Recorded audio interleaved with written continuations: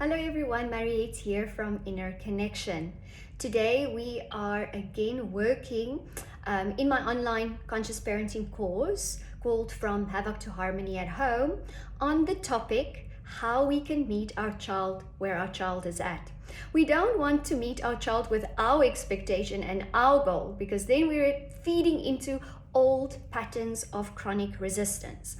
So when we make an invitation, it's kind of a sacred invitation. If we know how to invite a child into our space to spend time with us in an effort to meet them where they are at, we are getting into the starting blocks with our child and we are setting up for success.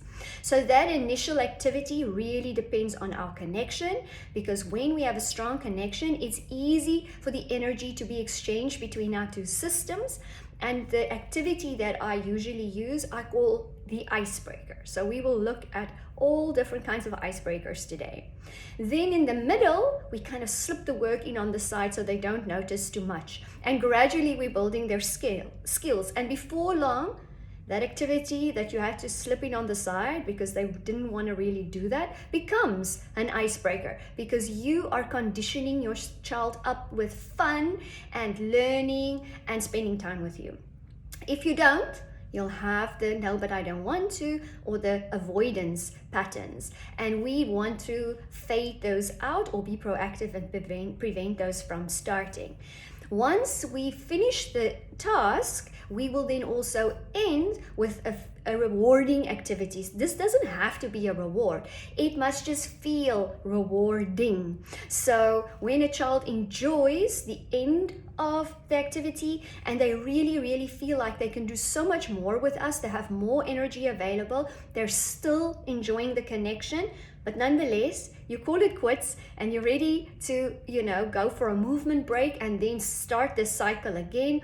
Then you will invite them in, you'll slip the work in, and you'll do a activity that feels rewarding at the end. And so you just keep on going through these cycles of these 3 stages.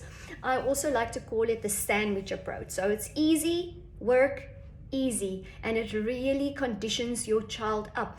And it facilitates that love affair that we want them to have with learning, instead of becoming disconnected from learning and then feeling like they're not smart or they're not doing well because we're constantly correcting them. So we want to stay away from those old paradigms and patterns, and we want to create the cooperation, collaboration, and the co-creative act. So the best way to put this in place as conscious parents would be with this sandwich or Oreo cookie approach. Now, although I'm pretty much fanatical about health and also nutrition when it comes to the behavior symptoms of children, I don't mind using an Oreo cookie as an visual representation of these 3 stages or this 3-layered approach, because I am meeting the child where the child is at.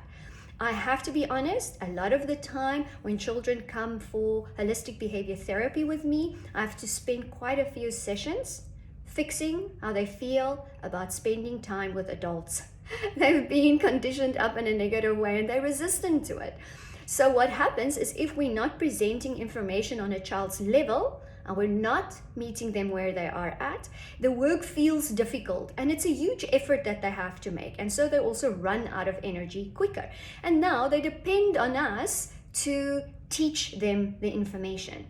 I personally think that it's a false belief that adults need to be teaching children.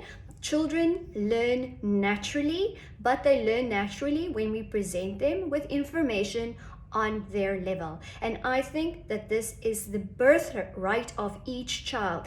If a child has a delay, a condition, a disorder, we need to differentiate the material and break it down into small chunks and give it to them. Feed their system with this new type of information that will not threaten their system. The moment we feel threatened, we have our defense mechanisms come up to protect us, and the mind will just say, we cannot do it. And so a lot of children are locked into this state of being where they feel they are not capable, and so they become helpless. I call this learned helplessness. So they literally even will need an adult to sit with them to do their homework. So you're not doing their homework with them, but if you don't sit with them, they cannot do their homework. So the adult's energetic presence is then something that they are becoming dependent on for them to stay on track. So we don't want to fall into any of these old ways of being and patterns. So really looking forward to today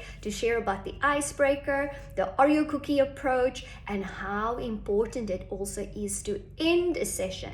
When the session ends and your child feels, no, don't, I want more, again, that is when we stop, because now we're on this high note, this tone of how it feels when we finish our work with a child feels amazing.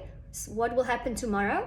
They'll want to spend time with us again. And then we can add more and more work into the middle phase gradually over time as they become more tolerant and we build their attention span, and we spend less time on the first and last activity to invite them in a positive way or to end it in a positive way.